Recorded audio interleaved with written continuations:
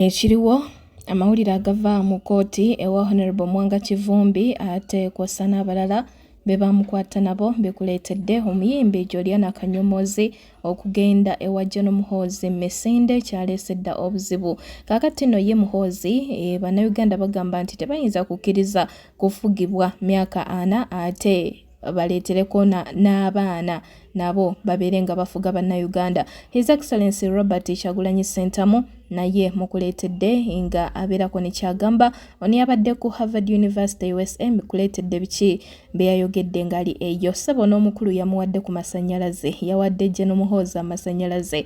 Honorable Nkeletanyi okulabibwako ne Eddie Kenzo nakyo kireese obuzibu Kingisaha mukuleetedde ku tteeka erya sovereignty bill ngenda kubeera nga kutuusaako mu bujjuvu agonagasingako awo. Oli ku Essie News UG kansuubire nti muli bulungi mugyebaleko gyonna gye mukwasaganya eyo wabanga tonnabaako subscribinga teekako notification bell videos zino zijje gy'oli mu budde. Alsage Construction Company webali okubeera nga ate bakuzimbira osobola okubeera nga obakubirako ku namba y'essimu ku screen yo aweri bakubireko okumanya ebisingawo weereza message ku WhatsApp oba osobola okubeera nga ate ogenda ku office yabwe esangibwa Mengo opposite sa Apollo Mumbejjandagire ate akulinze. Kakati ekisooka kya byonna gavumenti yabaninze daycare services mu Uganda. Daycare services zino ezibadde zitereka abaana kati ng'osobola oteekayo omwana wo then n'omukima akawungeezi ng'ova ku mulimu abamu nga osobola otwalayo omwana wo n'asulayo gwe n'ogenda n'okola byonna by'oyagala mu kiro n'okomawo ku makya n'ojja n'omukima abamu nga babalekayo ewiiki abamu babalekayo ennaku nga 2-3 abalala nga bakeera ku makya waba agenda ku mulimu n'amuteekayo then n'amukima akawungeezi nga anyuse era abaana abo kwegamba daycare ezo zikwata abaana abawere kw'ossa ate n'ababakuzeekuzeemuko mu mwaka gumu myaka 2 kuba emyaka 3 aba atandise okusoma. So daycare ezo gavumenti yagambye mbwe zibaninze okusinziira kw'ekyo ekyaliwo ku daycare emu wali eggaba olw'okuba nti munnange okero yatta abaana kweyo daycare center eggaba. Kakati yensonga lwaki basazeewo babeere nga ati babaninga daycare services mu Uganda okuggyako nga gwe olina license oba olina license ekukkiriza okukuuma abaana abo awo gwe batekuyinaako buzibu naye bano abatandikawo ebyabwe nga tebamaze kufuna license kuva mu government mukwano kiba kitegeeza abo ojja kwatibwa naye oba ofunye license bulungi daycare yonge eri mateeka bulungi security nga kweri emala nga kwegamba nga bakukkiriza okuuma abaana awo ezo zo daycare centers zigenda kuba zisigala nga zikola ki nga zikola. So awe tuli naye nga ye omubaka Muwanga Kivumbi ne banne abavunaanibwa emisango egy'enjawulo okuli n'ogw'obutujju bano leero balabiseeko mu kooti era ng'omulamuzi wa kooti esookerwako e Butambala ono awadde bannamateeka ba gavumenti wiiki 2 zokka okuwaayo empapula ezisindika abavunaanibwa okuli n'omubaka Muwanga Kivumbi ne banne mu kooti enkulu omusango gutandika okubeera nga gukola ki nga guwulirwa. Sooka owulire ebibadde mu kooti wali ate tugende mu maaso. Ku Muwanga Kivumbi musango nga tenaba kufuna bujulizi era lino ebbanga Muwanga lyamaze kukomera ali mu kusaavinga kibonerezo naye nga talina muki musango. Kano kakodyo ka state bulijjo bakuteekako omusango omunene ne beefuula abanoonyereza nti banoonya bujulizi naye ng'obujulizi bwe banoonya tebukola ki tebuliiyo naye gwe ng'oli mu kkomera osaavinga ki kati essaawa egenda kutuuka bagaye nti obujulizi bukoze eki bubuze naye ng'ate omaze okusaavinga ekibonerezo. Ako kakodyo akakozesebwa gavumenti eno. Ekyokubiri gavumenti eswadde nnyo tosobola kugamba nti 2 ku bantu abavunaanibwa baze ne bakomplaininga tunoonyeza ebbaluwa gye bawandiise ebuze tunoonyeza complaint yennyini gye bagambe koze eki ebuze ani ya complaininze amanya bagogedde ne tubabuuza mu lujjudde lwa kooti nti ono ya complaininze ne baga nti nedde byo tetubikola ki tetubitegeera kakati gavumenti ate yerowooleza abantu betukola ki betuwolereza naye bino byonna bigatta mu kintu kimu guno omusango gwa byabufuzi Muwanga avunaanibwa kubanga ye vice president w'ekibiina kya National Unity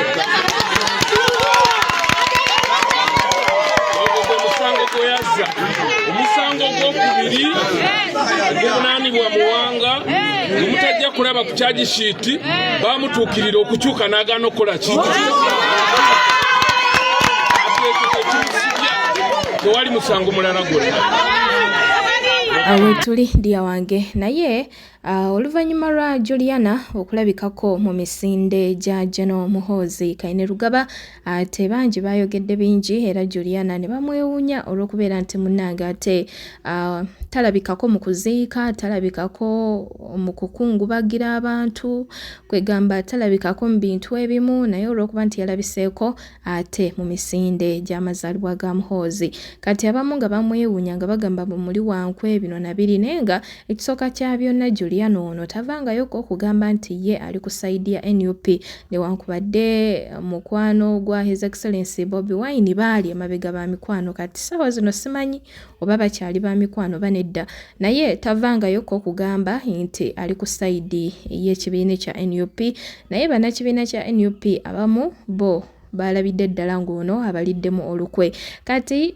Kasuku abagambye nti mwesonyiwe Juliana video yino ate tweyongereyo ebyo Juliana byayitamu ffenna tubibaddemu abantu ffenna twagala obbagamba nti buli omu ayina kyawagira okitegedde ekyo kyekisooka ekyokulala buli omu ayina waalabira ebintu oba okitegeera tosobola kunyiiga olw'okuba Juliana yagenze kwemukerrani bamuyise nebanga tebamuyise yagenze yagenzeeyo ate Juliana waddembe okuwagira MK oba MK Rani okitegedde ate ekyokulala Rani yabaddeko Run for charity Run for hope okitegedde kati omanyi kyoba yabadde agenza addukira abanaku Uganda wa yembeera gye tulimu buli muntu waddembe okwogera byayagala obaleka naye gwe naawe olina okukola kyoyagala kale ekyo Juliana yakikoze kyawedde ate yadde akimanyi era mumukwata vidiyo ekyo yakimaze era yagenzeyo amanyi waliwo gwe nabyagambo Juliana azze yeekweka abantu baagala okwewa eddembe bannange naye kayakola ebintu by'omufuga afuge n'agamba mmwe mumanyi ate abantu bonna kati gye balaga waliwo sizoni eyajja abantu nga batya banaatwogerako ki banaakola ki naye omuntu atuuka n'agamba naye nfaaki kikennyo okitegedde nkweka ki tewali ate kati ekyenjawulo ekiriwo by the way kati obuzibu bwe buvudde naddala ku gavumenti eno gw'osalawo n'ogamba kuba kati obuzibu bwe tulina bwa mirundi ng'ebiri oba esatu ekisooka bano abaana aba opposition babawagira opposition nga tebawagira gavumenti wano bakwagala nga ffe tuli beeno enduulu bulungi nnyo wali w'obeetaagira tebajja wabiraba abasajja mivule ng'abyogera abo bonna ekyokulala omusajja atuula n'alaba ebigenda mu maaso eri n'alaba abaagenda eno nga bali mu kasente balya banyumirwa n'agamba kimala ebiro atujja biraba olulala kubera gavumenti ne beekyuka Juliana talina kikumi kya gavumenti kye yali alidde era bamusasula gy'akole ki ayimbe bwe baba bamwetaaga kati ogenda mukwata nti ki nti yayinsayitinga abantu nti yatta abantu nti yakola ki yayimba era yajja sigalawo nga bw'ali n'agendayo kati Juliana ekyo kyawedde abanyiivu banyiivu nze nkugambye nti luli obululu obutali buno buli nina musajja wange abeerawo kyanje oyo namumulaga newuwe ne mmulagawo yagenda n'amiitinga omukulembeze w'eggwanga ne bamuwaddabo kabini ne ssente yagulako ennyumba asula kyanja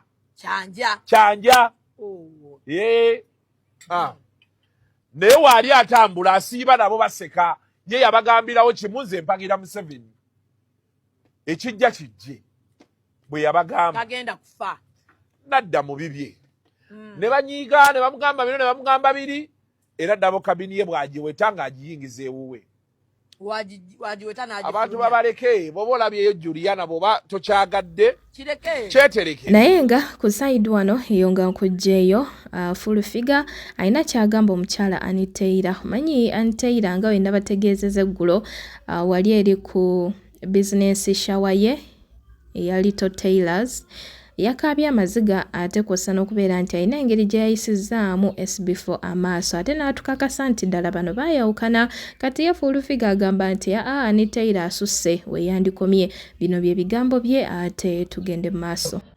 Njagala kwogerako ono omukazi naye ali too much. Gwe mukazi gwe ekyokubanga wazaala balongo si gwe asoose okuzaala abalongo. Tuuzaako obusamavu wansi n'amaalo. Buli mistake gy'olimu n'Amaziga g'ogenda okukaba paka lw'oliva mu nsi muno gwe wagereetera.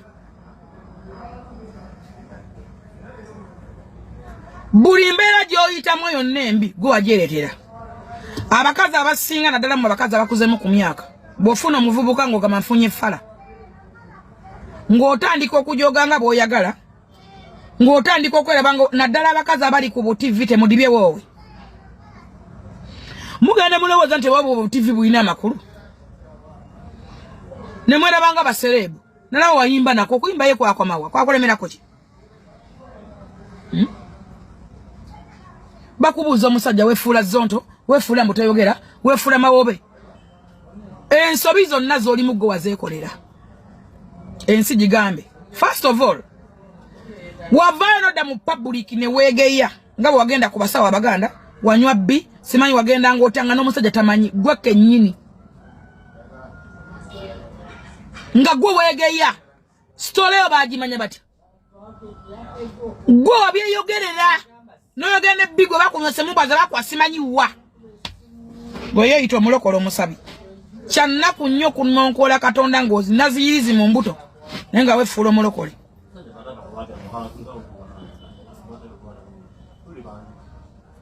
Wali wafuna kataala okoze bizinensi y'abaana ogiguddewo otyoboola bbaawo omulengezza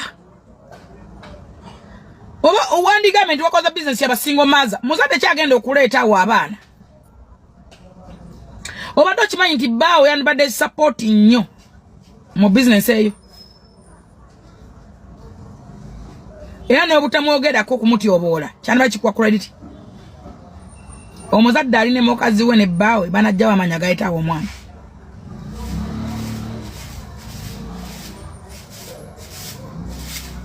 Bakubuuza bbaawe aliwa kyefuula kimawaya bakibuuza kyefuula mbu kikasiru kyekoze ebyekito oli mukazi mukulu wonna amambuluga gakuyiise n'abye engalo zo zonna zizimbye emisuwa gyonna gyezereze zino emisuwa gyaffe egy'abakazi abakulu you are not a girl. Toli muwala gwe mukazi gwe ne mama Fiina gw'ayagala okulengeza muwe ku kitiibwa gwe mukazi gwe respect nga mama Fiina kye yabakolera gwe era bw'ota respect mama Fiina n'aka business kagenda kugwa. Bwenkujjayo katudde luyi wano omukulu Honorable Ssemwanga Javiira ono yagenze n'agamba nti buli Munnayuganda afuna kumpi obukadde 5 buli mwaka bw'ekintu ekiraga nti tetuyimiridde bubi nga eggwanga. Kati awo bayabadde ayogerera baani awo nze naawe kuba amazima gali nti yalimbyemu si alinga yabadde agamba nti Munnayuganda asembayo funa sente ntini mu mwaka akola obukadde 5 naye nga waliwo n'asobola okuweza omwaka nga amazima gali nti akakadde akamu ku akawunti takalinaako. Kati simanyi Honorable Ssemwanga bayabadde ayogerera ani oba kimanyiiko nti abantu tebakyalina sente ennaku zino oba kimanyiiko nti abamu tebalina na mirimu. Awo nze naawe naye ono yayongeddeko n'agamba nti newankubadde gavumenti ya Uganda ekunganya sente mu musolo naye ezizaayo mu bantu okugeza ebawa sente za PDM yabawa sente za PDM trillioni 2 nebawa sente z'emyoga obuwumbi 2 nebawa sente za guro obuwumbi 10 kw'ossa ne programu endala.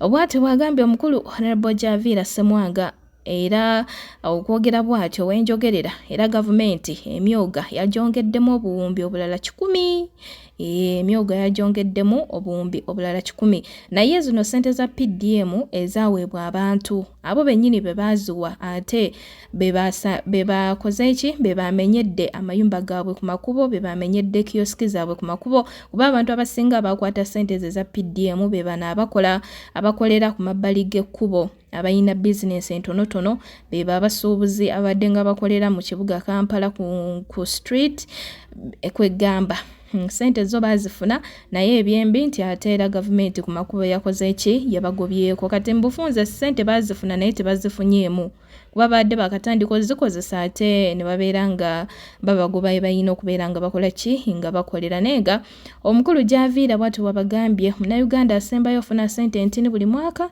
akola obukadde 5 nenga ku side wano King Saha ayina kyagamba ku tteeka lya sovereignty bill ate tugende maaso basebo ne banyabo nkomyewo ku tteeka lya sovereignty bill libagezaako okuyisa etteeka efu feri twakazizaako kokota etteeka eririmitinga sente eziyingira era erigamba nti ng'oyingiza miliyoni esukka ebina you must get a government approval etteeka eryo fu nnyo era newunya church ezisirise nga tezifuna sente newunya organizations ezisirise nga zifuna sente bapulana ba gavumenti abali eyo musibwa mugamba wano tulwana kuyingira middle income status tugenda kuyingira tutya middle income status nga muli mitinga ki nga muli mitinga income gwejjukira nti wano mu Africa bazenga bakola amateeka bwe gatyo ne gabeera nawo nga naye nga amateeka amazima si matuufu apartheid was a law apartheid yali mutuufu okwata muddugavu munno omukube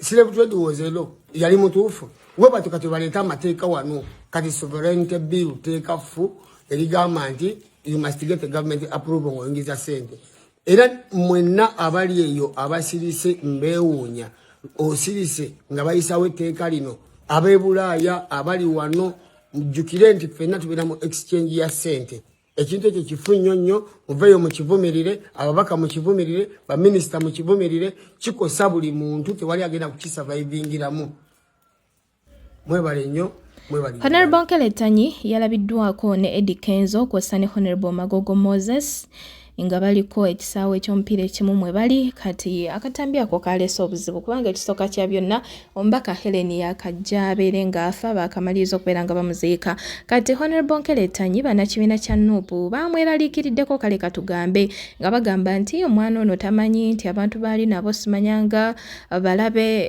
ba struggle balabe baba na kibiina kya NUP kati wabeerako kye bamukola biki nina n'abamu be nalabyawo nga bagamba nti bo beetegefu okutypinga RIP essaawa yonna naye nga lumbuye naye bw'ati bw'agamba ku nsonga eyo ate tugende mu maaso oyagala kungamba tamanyi Magogo before nga tannafuuka MOP ayina video nanga associatinga n'abantu abo lwaki associatinze nabo ng'ali nabo njala soka kubuuza no wali okulera okukombeso wano bwe babanga yabadde akikola kyakyama nga tayagala kifulume ani yali coding akatambyako n'akata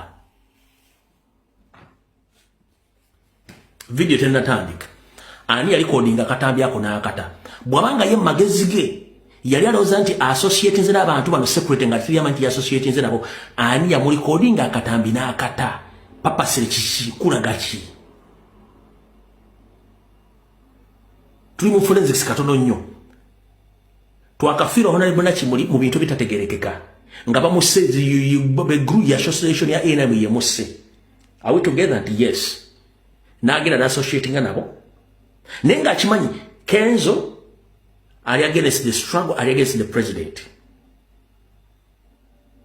Magogo wa NRM ali against the president against the struggle olya ate mukazi wa speaker yagendayo nga takimanyi nabo batakimanyi ani yamuli coding akatambyako ne bakata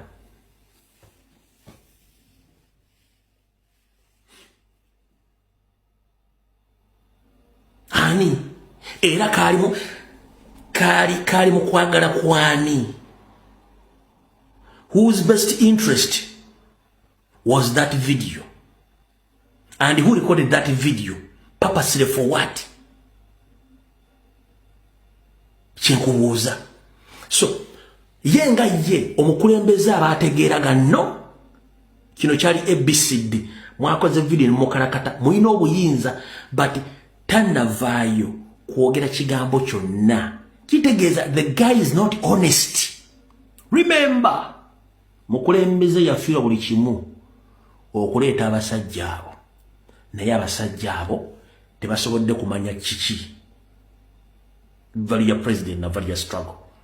Wenkugambira muganda wange tolekana nansi focus ku president ba politician baveeko era sagala bamalireko budde ekyo mukitegedde bulungi nnyo bwe tumala kivaako njagala akatambi katandike butereevu nnyo era mbalamusizaako nnyo tutandikidde wa kati eyo bwetuvaayo omukyala Barbie Kyagulanyi ono yavuddeyo n'abeera nga ate awandiika ebigambo byolabaawo n'agamba nti nkyajjukira bulungi akaseera buli kye nnali nzimbye okumala emyaka bwe kyasaanawo olunaku buli kitundu ky'obulamu bwange lwe kyasaanawo omulundi gumu obulamu bwange ne buddizibwa emabega era buli kimu kye nnali nkoze bwe kityo buli kimu kye nali nkoze n'obwegendereza kyamala ne kisaanawo mu maaso gange omwoyo gwange gwafa bw'atyo Barbie bw'awandiise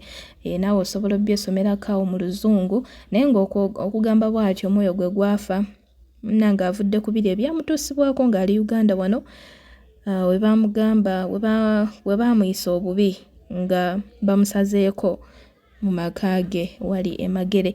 So agamba nti omwoyo gwe gwafa yatunuulira buli kimu kye yali azimbye n'obwegendereza okumalira ddala ebbanga eddene bwe kityo nga kisaanawo omulundi gumu. Naye His Excellency Robert Kyagulanyi Ssentamu yabadde ku Harvard University USA ngenda kubeera nga temukuwa biki bye yayogedde naye katusookere wano n'agamba nti bannayuganda agamba nti famire eri mu buyinza teyinza tufuga myaka 4 ate ne baleeta n'abaana nabo batufuge. Iyi video yino abadde wanategeeza General Muhoozi kubanga bomanya ba NRM gwe baagaladde muki mu ntebe oluvannyuma lwa taata we jjajja mwami President Museveni. Akatambika kano ate n'oluvannyuma nkutwale ewa His Excellency Robert Kyagulanyi Ssentamu ku biki byayogedde ng'ali wali ku Harvard University kw'ossa n'okubeera nti yawadde General Muhoozi amasannyalaze munange yagambye kaagamuwe kuba namwogerako naye nga video ino dia wange temusobola tukalakata myaka ago ate nemuleeta abaana bammwe nabo bajje batukalakate munjuga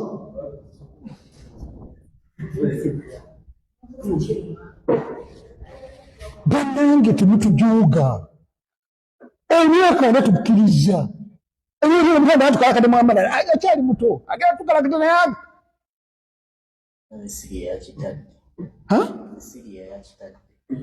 bajja kudduka nze nkubuulira bwe tugaana bajja kudduka bwe tusirika bajja kuyimirirawo ekyo kyakubiri.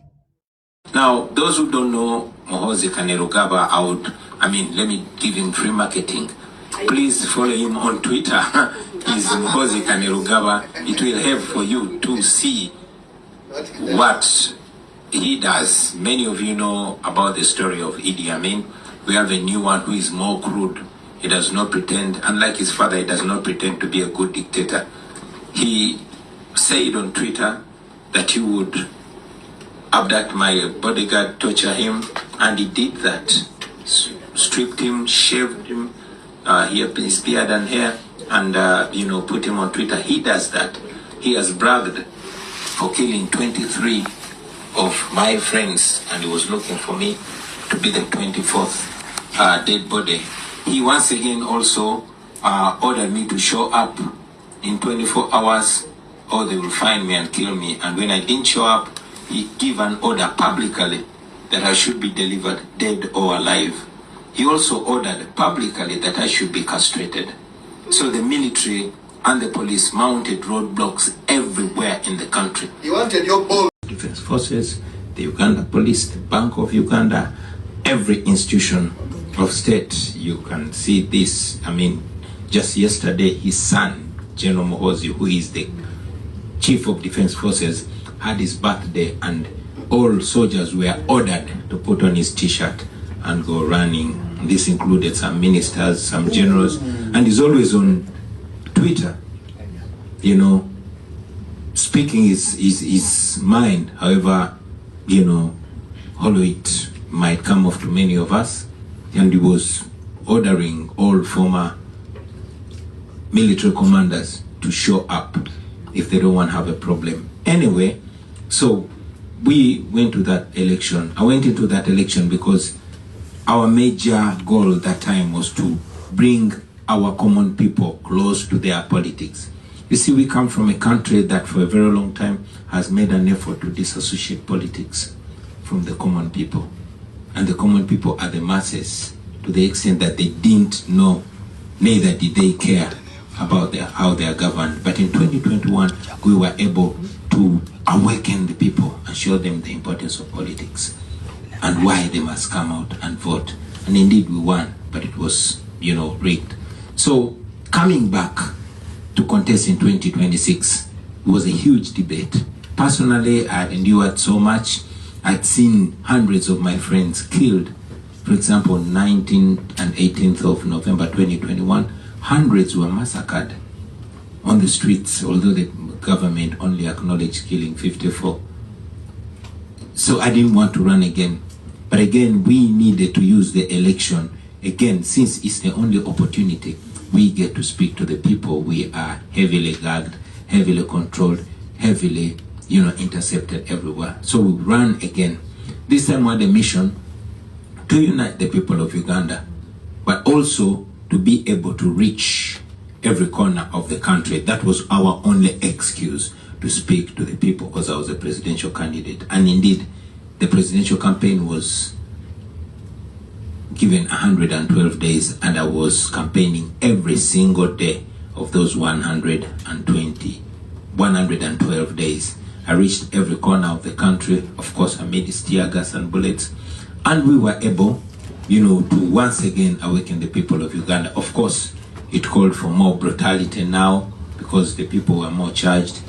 As we speak now, people are being abducted. As a matter of fact, as soon as we cast, my wife and I, as soon as we cast our vote and returned home, we were immediately surrounded by the military. We knew it would happen, but this time it was more, because by the time we had the election, the internet was switched off 2 days before. Radios and TVs were switched off, those that were not pro-regime. Journalists were ordered not to cover the election. As usual, international observers, those that were not compromised, were locked out, and we went into the election. So here we are, my wife and I, locked up in our house and surrounded by the military. The following day, we were raided by the military on the orders of the Chief of Defense Forces. And that night, because I had learned a lesson in 2021, I had anticipated that raid. And our friendly people within the forces had warned us that there was an order from the Chief of Defense Forces, who is the son of the president, that I should be disabled fundamentally. Whatever that meant, for me, it rang a bell. So I played a ninja role and disappeared. And disappeared from my house. We call it Robert Dobb style. On the 16th, they didn't get me, but that day they did not break into my house.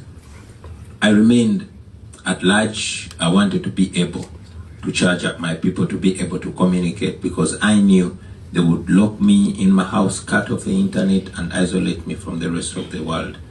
That went on for another week. Now, on the 23rd of January 2026, after looking for me for a week and a few days, and they couldn't find me, the son of the president got so angry that he raided my house. This time they broke into my house, found my wife, beat her so bad, they beat my family members, they stripped my wife naked. Meanwhile, they were filming and taking pictures, the same pictures that later on Museveni's son, who is the Chief of Defense Forces, tweeted in his, usual usual tweets, erratic tweets, for lack of a better word, saying this is Bobi's wife when we captured her. Now, those who don't know Muhoozi Kainerugaba, let me give him free marketing. Please follow him on Twitter. He's Muhoozi Kainerugaba. It will help for you to see what he does. Many of you know about the story of Idi Amin. We have a new one who is more crude. He does not pretend, unlike his father, he does not pretend to be a good dictator. He said on Twitter that he would abduct my bodyguard, torture him, and he did that. Stripped him, shaved him, he had his beard and hair, and put him on Twitter. He does that. He has bragged for killing 23 of my friends, and he was looking for me to be the 24th dead body. He once again also ordered me to show up in 24 hours or they will find me and kill me. And when I didn't show up, he gave an order publicly that I should be delivered dead or alive. He also ordered publicly that I should be castrated. So the military and the police mounted roadblocks everywhere in the country. He wanted your balls. Looking for me. Yeah, looking for me. When they didn't find me, they kept raiding my friends, members of parliament and all that. He raided the home of my personal assistant when he didn't find me, because he was looking for me. When he didn't find me, they abducted the wife and kept her in a military barracks for 37 days. And in those days, we don't know what. Ekintu kiri kimu kyokka ky'osobola okuteekamu ssente zo gwe munnayuganda ali ku kyeyo nawe munnayuganda ali wano ku ground ate ssente zo ne ziba nga zeekubisaamu ebeera real estate libeera ttaka era nga nkubiriza naddala bannayuganda abali ku kyeyo kubanga nange kye mulimu na kirimu era strategy gye nakozesa muteeke ssente mu ttaka kubanga ettaka ekisooka ligenda kuyamba okukuŋŋaanyiriza ssente ekyokubiri likuyamba okukuumira ssente ate ekyokusatu ssente zo zibeere nga zikuzaalira zeekubisaamu onaagenda okukomawo ettaka ly'obeera oguze obeera osobola ottundako awo n'otandika bizinensi n'olwekyo mbakubiriza muteeke ssente mu ttaka ate ne mbakubiriza okweyuna ffe abasempeebwa Property Consultants Limited tulina estates ku nguudo zonna eziyingira n'okufuluma Kampala ate mu bbeeyi ensaamusaamu ennungi ddala tulina estate ku Masaka Road millions 15 n'ekyapa tulina estate ku Hoima Road kuva ku millions 10 n'okweyongerayo tulina estate ku Gayaza Road so teeka ssente mu ttaka ate ffe basempeebwa weetuli okuba nti tukuyambako okuinvestinga mu ttaka ettuufu ettaka lyaffe lyonna liba lya byapa ate ng'ebyapa bibeera bya ku mmeeza